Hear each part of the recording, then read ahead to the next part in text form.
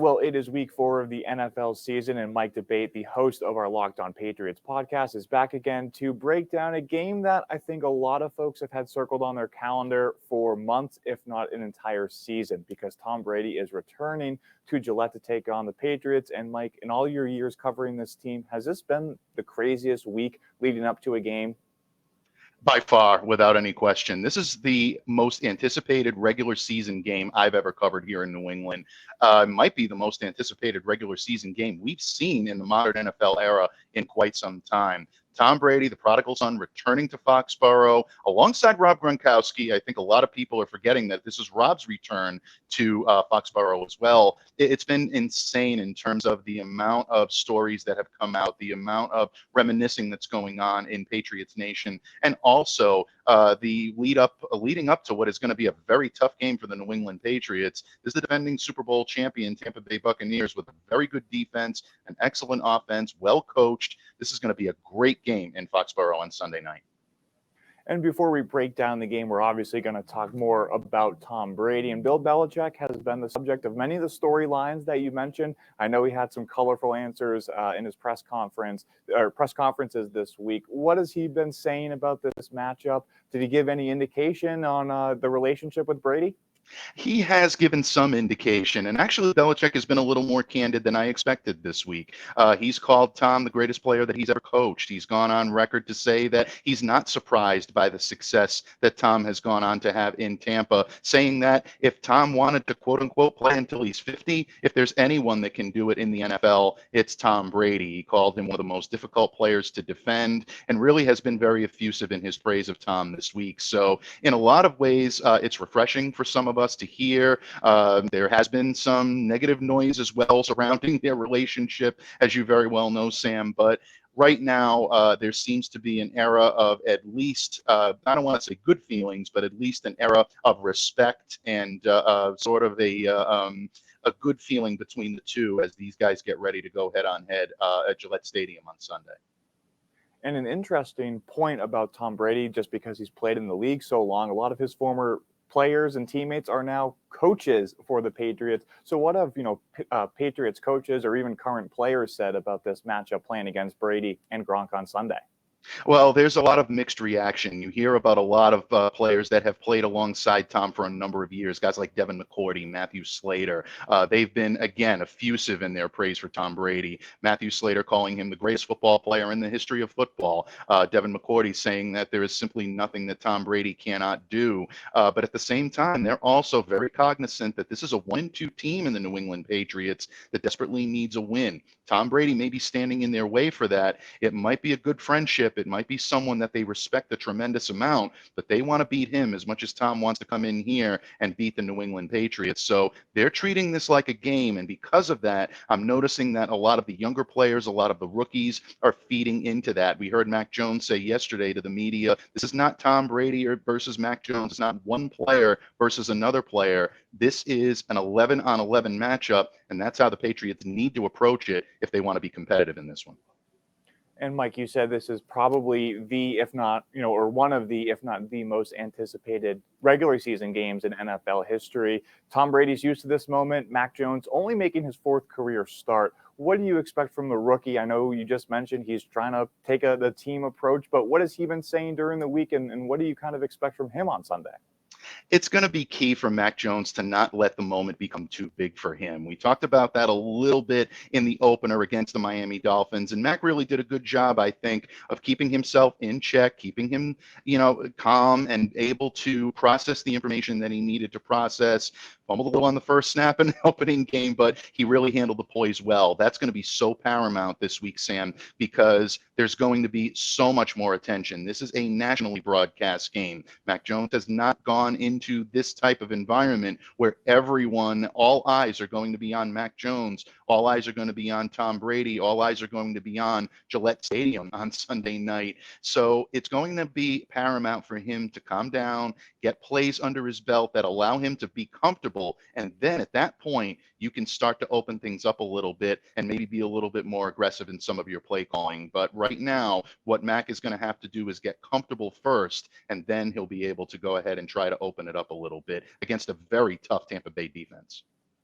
And now we can talk X's and O's for this Bucs and Patriots game, Mike. Obviously the Patriots coming off of a tough loss against the Saints. What have they been doing in practice to really overcome those offensive struggles and even defensive struggles that we saw last week? Well, in a lot of ways, what they need to do offensively is shore up the offensive line. It continues to be a liability, Sam.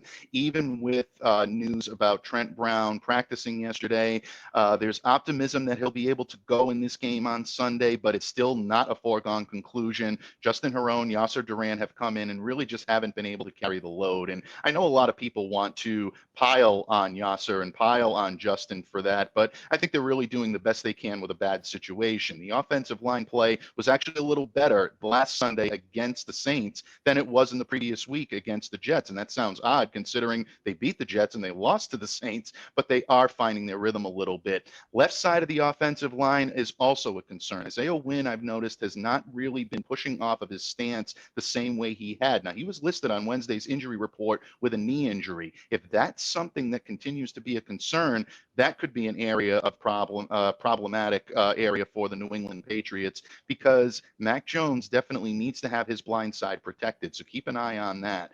Defensively, this is a team right now that may be without a couple of defensive stars. We look at Juwan Bentley being placed on the injured list. He was limited in Wednesday's practice with a shoulder injury. Right now, there's no indication that Juwan won't be ready to go, but there isn't an indication that he's 100% good to go either. He did miss some time in the second half of that loss against the New Orleans Saints. So again, these are things that need to keep, in the vision of the New England Patriots, and hopefully they'll be able to get these guys healthy and on the field. But most importantly, protecting the football, getting after the football on defense, and protecting it on offense.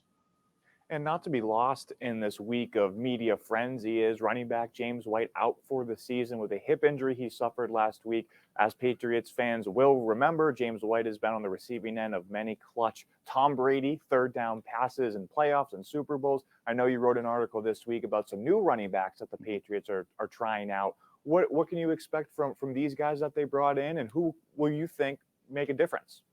Well, ultimately, I think it's probably going to lie on the guys that they have on the roster right now, Sam. Brandon Bolden took the majority of the snaps in James's absence. I look for that to continue this week because Brandon has a tremendous amount of experience in this offense. He's well equipped to be able to do it. For everyone that wants to give Brandon a little bit of a hard time because of the way he played on Sunday, he's coming into a cold situation in an environment he wasn't essentially prepared to, fill on Sunday with the loss of James White. So with a week of practice, I think Brandon will be a little bit better. J.J. Taylor will also get more looks without any question. He only had a few snaps on Sunday. Look for that to continue. And Ramondre Stevenson, rookie who's had his ball control issues, Patriots are going to have to try to put the ball in his hands, see what he can do. If they try to maybe take one of these guys that they worked out this week and work out a deal where they join the practice squad or they're signed to the 53-man roster, two names really stick out to me. One is Ito Smith, who a lot of people will probably remember from his time with the Atlanta Falcons.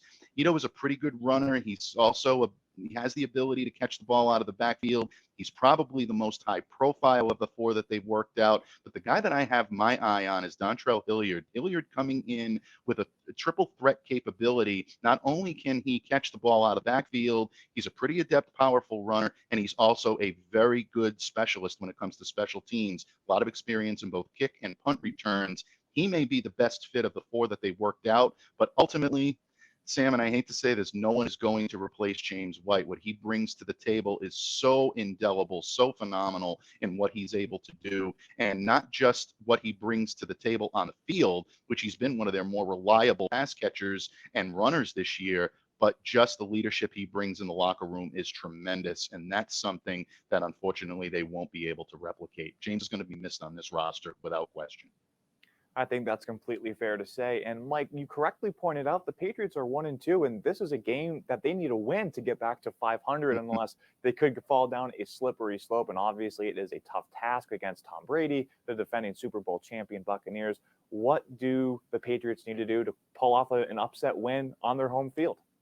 Well, it's going to be difficult. Again, this is a Tampa Bay Buccaneers team that is stacked in all three phases. For all of the attention that Tom Brady and that offense is going to get, this is a very good defense as well. This is a very stacked front seven. They can get after the quarterback. They have capabilities of being not only pass rushing, but also defending against the run.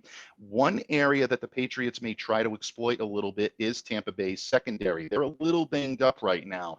Cornerback Jamel Dean has been nursing a knee injury. Some question about whether or not he would be ready to go in this game. He's practicing, he's limited. If he does go, he's going to be a little less than 100%. So the Patriots may look to attack that. Their starting corner, Sean Murphy Bunting, already on injured reserve. They will not see him. Buccaneers just recently signed Richard Sherman, who is a former All-Pro. We all know the "you mad bro" and all that. When it comes to Richard Sherman, he is tremendous when he's in zone coverage. He's also very adept at being able to use man coverage as well. But he's a little bit rusty. He hasn't played yet this year. So if he's active and he's able to play in this one, what type of Richard Sherman's going to show up? If I'm the New England Patriots, I'm trying to attack that secondary because right now that's the only way I think they'll be able to catch this team off guard. That means Mac Jones taking shots down the field. I know Patriots fans are going to roll their eyes and say, well, that didn't work out so well last week. But if you choose to stay away from the vertical game, you're playing right into Todd Bowles' hands. He's going to game plan for those short passes, and he's going to be able to keep you behind the line of scrimmage for the better part of the day. So the Patriots need to take some shots and really get a little bit more aggressive in the red zone. On the offensive side of the ball for the Tampa Bay Buccaneers, Patriots defense needs to get after the passer. Tom Brady doesn't have a whole lot of weaknesses. We know that, Sam. It's not a situation where you're looking at a quarterback and saying, oh, okay, well, we can do this to confuse him. We can do that to confuse him. Tom Brady has seen it all, done it all, and believe me, he knows what Bill Belichick has in store for him. But if there is one area that you can make Tom a little uncomfortable, it's bringing pressure, especially from the left side where Tom has, obviously his blind side. So if the Patriots can figure out a way to rush 4, rush 5, get after him, utilize the blitz, it's going to make things a little bit tougher on him. Conditioning for this defense this week is going to be so paramount because they're going to be at a very, very high speed all game long, trying to keep Tom Brady under duress. Easier said than done. But if I'm the Patriots, that's the way you need to attack this. Mike Debate, he brings us the latest insight from Gillette Stadium every week, and he is the host of our Locked On Patriots podcast. You can catch that podcast anywhere you can download your favorite podcast. And Mike, it's a big one on Sunday. You can catch the game right here on News Center Maine at 8:30.